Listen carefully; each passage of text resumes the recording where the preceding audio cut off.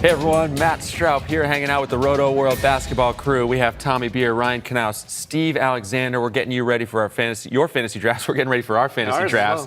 Prep season is fully upon us. Let's talk training camp battles. What are some of the battles that have stood out to us as being ones that could make an impact in fantasy leagues? Well, you've got the Knicks, which I think people are going to be drafting Dennis Smith Jr. People like him.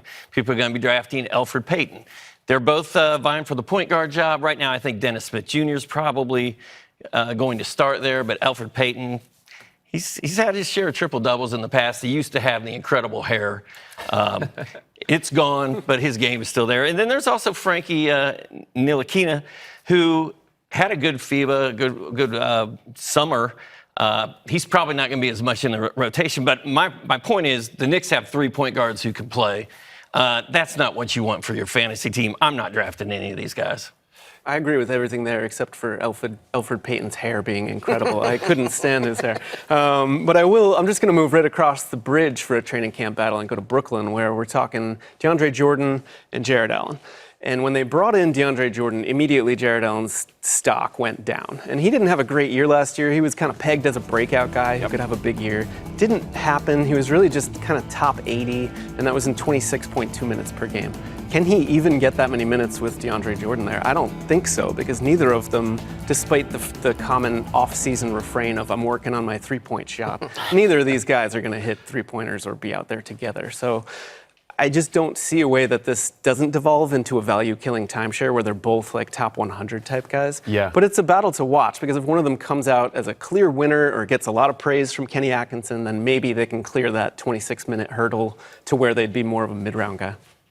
Yeah, I think it's a great point, Ryan. You know, you mentioned in fantasy football, you want to avoid that running back by committee, and that's kind of what you're looking at in Brooklyn. And again, I understand DeAndre Jordan's, we would think towards the end of his career, but the Nets committed $40 million to a 4-year contract. So you invest that kind of capital in somebody, you're going to want to see some payoff. In terms of the camp battle I'm looking at, I have my eye on Atlanta. The shooting guard competition there between Kevin Huerter, Cam Reddish, Alan Crabbe fighting for minutes. Again, what you want to see is somebody kind of separate themselves from the rest and kind of, establish themselves as the guy. I think Huerter probably has the most appeal in terms of fantasy prospects. The Hawks are a very exciting young team, fast-paced under Lloyd Pierce, obviously Trae Young and John Collins. So if a guy could establish himself and inch toward that 25-minute mark, that's something that would be very appealing. But again, I think on the wing in Atlanta, there's a lot of guys fighting for minutes. Obviously, Vince Carter's around, Jabari Parker. Does Chandler Parsons have anything left? So for all those concerns, I'm a little bit shy. But it's one of those things where we'll keep an eye on training camp, see if we hear anything out of there, and obviously the preseason, see what kind of rotations they play. I can answer the Chandler Parsons question for you, right? The Hawks, though, we talk about Trae Young and John Collins as being like the core. That's what we think of. But Kevin Huerter is in that core for the Hawks. That's the way they see him as like a foundational piece. So I think the minutes are going to be there. I really like Huerter. I'm looking at the Bulls, guys, and I think this is a team that I know some of our Rotoworld colleagues are scared of. And the point guard situation is a little scary there. You have Chris Dunn, the incumbent starter. They brought in Tomas Satoransky, gave him a $30 million deal over 3 years. And you have Kobe White, the number 7 overall pick. But he struggled in Summer League. Kobe White shot 34%. The guy I'm kind of pulling for and the guy I'm intrigued to draft late is Satoransky.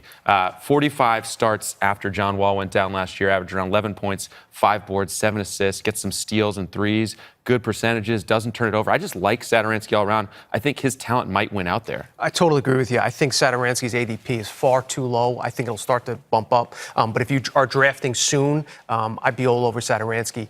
They're really low on Dunn. It sounds like they're looking to trade him. I could see him shipped out. Kobe White can play off the ball a little bit, so I could see them kind of in a backcourt combination. You have also Ryan Arcidiaco that could kind of muddy up the mix a little bit. That's what he does. So there's definitely some competition there. But Satoransky, you talk about a guy that played well in FIBA at the World Cup. He was dominant. He had some terrific games against some very elite competition. So of all those guys, I definitely like Satoransky best, and I like him as a sleeper. My biggest fear with Satoransky is that towards the end of the season, when it matters most for fantasy owners in the playoffs, that's when Kobe White gets kind of unleashed. They got this prized rookie.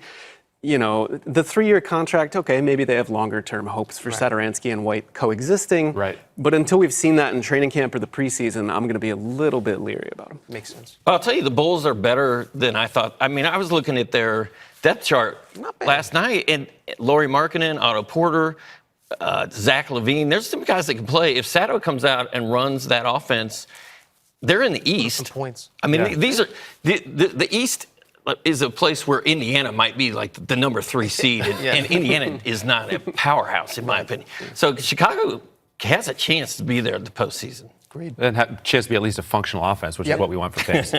All right, a reminder for Around the Clock NBA news, rumors, injury reports, depth chart changes, analysis, and more. Go to rotoworld.com/NBA.